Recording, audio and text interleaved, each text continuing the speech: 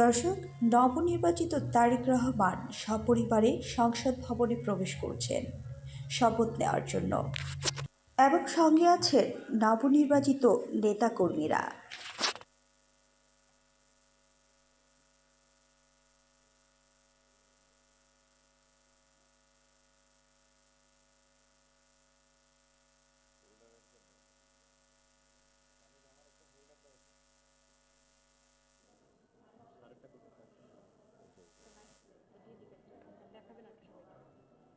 ওইটাই মনে হয় আমার ফেলে গেছে।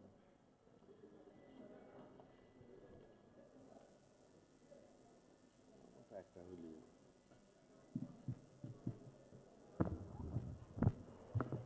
আসসালামু আলাইকুম রহমতুল্লাহ। আজকের এই ঐতিহাসিক দিনে আমরা মহান আল্লাহ রাব্বুল আলামিনের দরবারে শুকরিয়া আদায় করছি। দীর্ঘ 16-17 বছরের ফেসিবাদ বিরোধী গণতান্ত্রিক সংগ্রামে অনেক রক্তদানের মধ্যে পাড়ি দিয়ে আজকে আমরা এইখানে উপনীত হয়েছি। সবাইকে আমরা দলের পক্ষ থেকে আমাদের মাননীয় চেয়ারম্যানকে স্বাগত জানাই।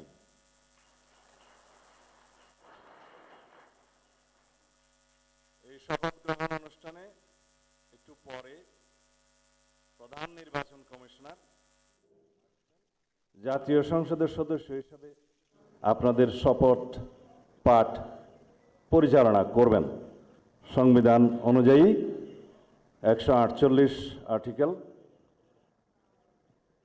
2A অনুসারে স্পিকার এবং ডেপুটি স্পিকার অথবা তাদের মনোনীত প্রতিনিধি কর্তৃক 3 দিনের মধ্যে যে শপথ করানোর বিধান রয়েছে সেটা পার হয়ে যাওয়ার পরে পরবর্তী 3 দিনের প্রথম দিনে সাংবিধানিকভাবে সিইসি প্রধান নির্বাচন কমিশনার এম্পাওয়ার্ড ক্ষমতাপ্রাপ্ত হয়ে তিনি আজকে শপথ পরিচালনা করবেন। বিধায় আমরা সদস্যদের শপথ পত্র বা ঘোষণাপত্র এই সাদাটাতে আমরা দস্তখত করব শপথ নেয়ার পরে। এখানে আপনাদেরকে বলা হয়েছে আমি ডট ডট জায়গায় নিজের নাম লিখবেন এবং এখানে সংসদ সদস্যদের আসন, জাতীয় নাম্বার এবং জেলার নাম্বার। সাপোজ আমার নাম্বার হচ্ছে 294 কক্সবাজার 1, সেটা লিখতে হবে।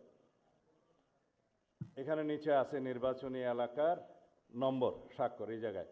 এর বাইরে আরেকটি এই স্কাই, এটা সবুজ না স্কাই, নীল কালার যে ফর্মটা আছে এটা সংবিধান সংস্কার পরিষদ সদস্যদের শপথ ফর্ম। আমরা কেউ সংবিধান সংস্কার পরিষদের সদস্য হিসেবে নির্বাচিত হইনি এবং সংবিধানে এটা এখনো ধারণ করা হয়নি। গণভোটের রায় অনুযায়ী সংবিধান সংস্কার পরিষদ গঠিত হলে সেটা